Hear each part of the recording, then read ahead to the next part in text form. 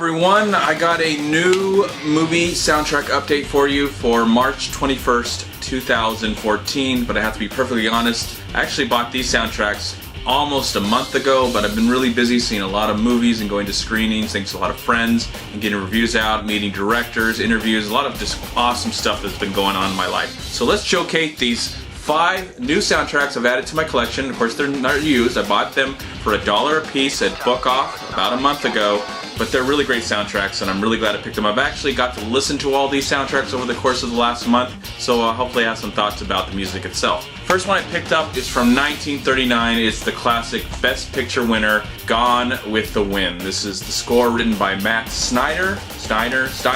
And it's, you know, the amazing score. I listened to this soundtrack over and over and over again. It's just a beautiful score. You hear it every time at the Oscars. And this movie won a lot of awards back in 1939. I think some cool trivia about this movie is that the director of this film actually directed The Wizard of Oz. I don't know, like in between or around or during the same year. And both those films actually got nominated in 1939. Of course, Gone with the Wind won, but you know, both those films are considered classics. So what a great year for that filmmaker. But what's so unique about this soundtrack that I picked up is that it showcases 16 tracks on the soundtrack. But that's a lie. There's not 16 tracks on here. There are only 2. And each track is about 15 minutes long. So there was some miscommunications between the people that were going to put the music on here and the people that actually put the back of the soundtrack right here. So this is a lie. There's not 16 tracks on here. There's only 2, but it's about 30 minutes worth of music. And it's beautiful to listen to, so I really can't complain. So let's open up inside, and inside you get a interesting yellow disc that showcases the 16 tracks that are not really on here. There's the cover again, and then there's the back with the 16 tracks that are not on here. And inside, absolutely, really nothing important. This has really nothing to do with the movie. It just has, like, where can you get more music from the company that distributed this soundtrack? So, Gone with the Wind, it's a classic film. I love this film. I actually saw it for the first time about 7 years ago in the theater, and I look forward to watching it again. If you've got 4 hours of your life, I highly recommend you watch this movie. It's one of the best 4 hours I've ever spent in my life. There was an intermission, so we did get about a 20-minute break, but I would love to go see this on the big screen again. This is a movie that you need to see on the big screen, and it's completely entertaining from beginning to end for 4 hours. Never bored. Love this film. Love Gone with the Wind. Classic film, 1939, Best Picture. Now we flash forward to the future, well, and the past. Of course, this is from 2002. This is Austin Powers in Goldmember. I really enjoyed this film, not as much as the original 2 films. I had more fun watching the first 2 films, especially the second one, because I got dressed up and went to the theater. And if they made a 4th one, I would love to get dressed up again and be Austin Powers and have some fun and goof around and whatever. But when I saw this film, I just saw it with a couple friends. We enjoyed it. It's kind of a rehash of the second film. There's a lot of the same jokes that they incorporated in that film and in this film, that whatever. But, you know, Mike Myers, I love Mike Myers, and I wish he would go back and do something. He really needs to do something funny again. Sadly, he did the Love Guru, a movie I've never really ever finished. I'd be curious. Anybody like that film? Let me know. But this is the soundtrack. It's incorporating Beyonce Knowles. There's a great Dr. Evil song that I really liked, and I like the Goldmember song, but there's not a lot of stuff on the soundtrack that I really admire. Here's on the back. I don't know if you can see what's on the soundtrack there, if you can actually tell. There's just a bunch of artists and stuff like that. I have to say I prefer the second and third soundtrack to this film soundtrack, so there you go. But inside, there's the cool disc. Pretty creative right there. And Goldmember, funny character, incorporated in that film. And there's Beyonce. Look at Beyonce, oh my gosh. She doesn't really do a lot of acting anymore. She's doing a lot of acting like in the early 2000s and then like Dreamgirls, and that was it. So here is Goldmember, and then inside you get some cool pictures from the film. I open this up, track listings, all that stuff, so really cool. You know, again, this was just $1. Couldn't pass it up for $1. Now it's completed my Austin Powers collection, so Goldmember 2002. Next one I picked up is a Best Picture nominee from 1986. It is Children of a Lesser God. This movie stars William Hurt and Marlene Matlin. Marley, what's her name? Damn it. I don't want to butcher her name, but her name is Marlee Matlin. I think I got it right. Marlee Matlin. She actually won the Oscar that year for Best Actress. I think she might be the only deaf actress to ever win an Oscar. I could be wrong about that. I'm not too sure. But this is a fabulous film, and I wasn't really aware of the soundtrack.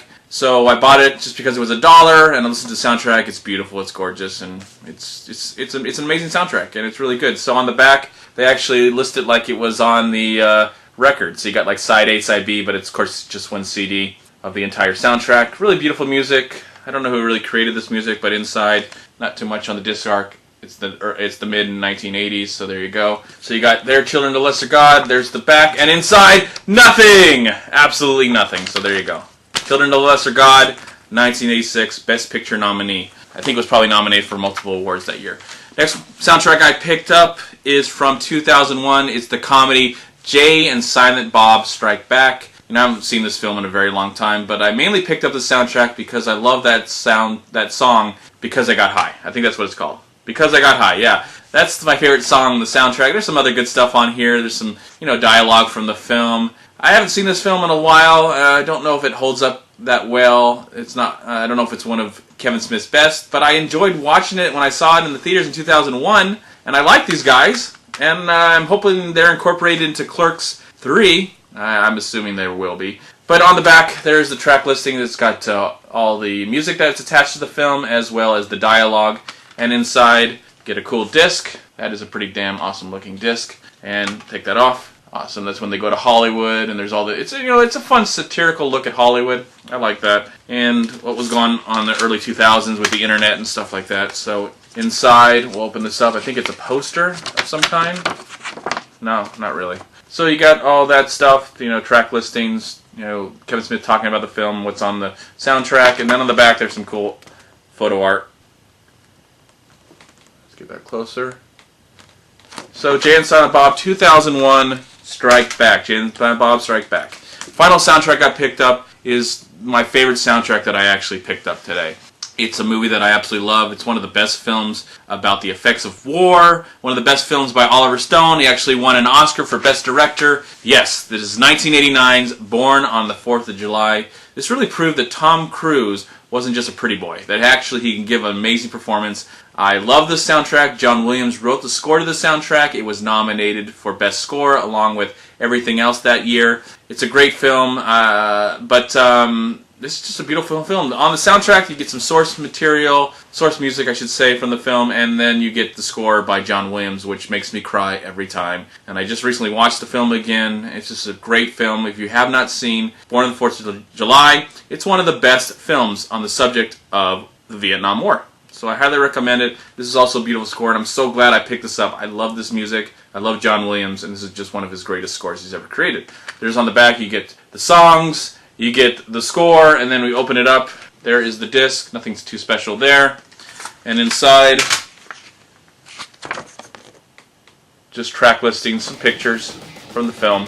Again, I highly recommend. This is one of the best films of the 80s and one of the best films of 1989. So there you go, Born on the 4th of July. Okay, let's go over the soundtracks I picked up really quick. We've got Gone with the Wind, 1939. Austin Powers' Goldmember, 2002. Children of Lesser God, 1986, Jay and Silent Bob Strike Back, 2001, and of course, Born on the 4th of July, 1989. I'm MovieManCHAD. Thank you so much for watching. Please like, comment, subscribe to my channel. I'm also on Twitter, and I'm on Facebook. And please go to WeLiveFilm.com and subscribe right here on YouTube to We Live Film. And also go to Long Beach Acting and Film Association right here on Facebook and Twitter. And please go to MoviePilot.com. And if you've enjoyed this video, review, whatever, collaboration, collection, update, please subscribe to my channel. I'd really appreciate it. Thanks so much for watching. Have a great day. I'll talk to you later. Alright guys, peace be with you, my friends.